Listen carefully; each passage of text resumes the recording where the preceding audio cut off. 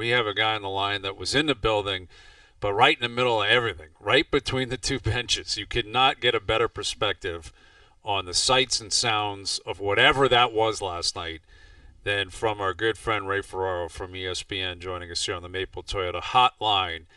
Ray, you've been in that exact spot, hundreds of times? Yeah. Where does that one stack up for you, that experience between the benches last night? Oh, that was something, that's for sure. You know what game I thought of? You might remember this. I don't even know how many years ago it was. They lost 9-2 at home to Nashville. Yep. Yes. And fans were tossing some jerseys on the ice. And why I compare the two, obviously one was a regular season game and this one was way more important. It was like, because there was nothing. Like there didn't feel like there was fight or pushback or will or energy, like nothing. How's that possible, Ray? Like, honestly. I don't get it. Like, I don't get it because, like, they played for the first two games, of course, but then up to that 3-1 lead in the third game, right? They're in control of the series. Now they still get to overtime of the third game, and Nylander has that really great chance. Bobrovsky made 2 or 3 really good saves in overtime. Like they're that close to virtually finishing the series, and it's like they've just lost it. It's like it feels like Florida can just shift after shift after shift, just grind them to a pulp, and there's no pushback. And part of it is style, part of it is the way the teams play, but I think part of it is there's a belief in Florida. Like they just believe. And I guess that's what success does. Like they just believe. And last night, outside of Nylander, in the first half of the game anyway, there was nothing. They had 2 goal posts at the start of the second. Nylander had the breakaway in the first period. I can't even think of a shift where you're like, wow, they really had good zone time. They got a couple of chances or a couple of shots, and then the next line carried it forward. Like there was nothing. That was a demolition last night. Yeah, it really was, and we haven't even talked about Nylander because we've been focused on the 2 other guys predominantly, and we'll get to them momentarily.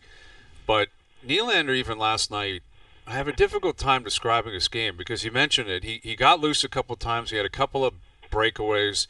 Now, he kind of cheats on them. He's an opportunist. He's an opportunist. Yeah, for sure. If you're going to try to label him playing great right now because of them, I'm sorry, it ain't happening. Well, and that's where I was going to go because on the 4th goal, the Mikkola goal, he mails in the check below the goal line. Like, it was unbelievable to watch. Hey, guys, you could go through any goal last night. Yes, very true. Yeah. I guess what I'm saying is... The first goal, they turned it over. Go ahead. Matthews and Riley turned it over twice or 3 times in 5 feet. Yeah. And then Ekblad's wide open. The was the second goal the Marner backhand pass? The second one, I think, Marner's was the third. Marner's was third. That was the Boqvist goal. Ray, before we get to the third one. The second one was the one that deflected, the slap shot. Yeah, soft lob. Yeah, and that's probably a tough, that's the way it goes. The third one looked like a summer league play. Yeah, that's the Marner play. When if you just think about this, though. So he made the backhand spinorama pass that went right to the Florida defenseman almost at the center dot. He was inside his own side of center, but it was right to him. So obviously the puck comes out of the zone. Marner's 15 feet inside the zone.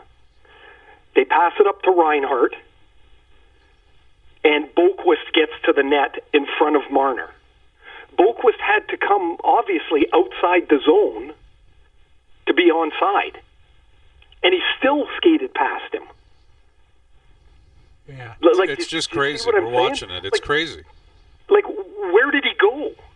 Like, after making the pass, which I honestly, guys, I can't think of anyone else that, or any other time that I've seen that in a playoff game. Like, it was stunning to watch. And then you're like, well, how did he get to the net so fast? Like it was just a brain lock night for everybody. There's not, like O said about, Nylander, basically saying like the bar for good or bad. I mean, like the bar last night for, if you're looking for somebody that played good, that's a pretty low bar.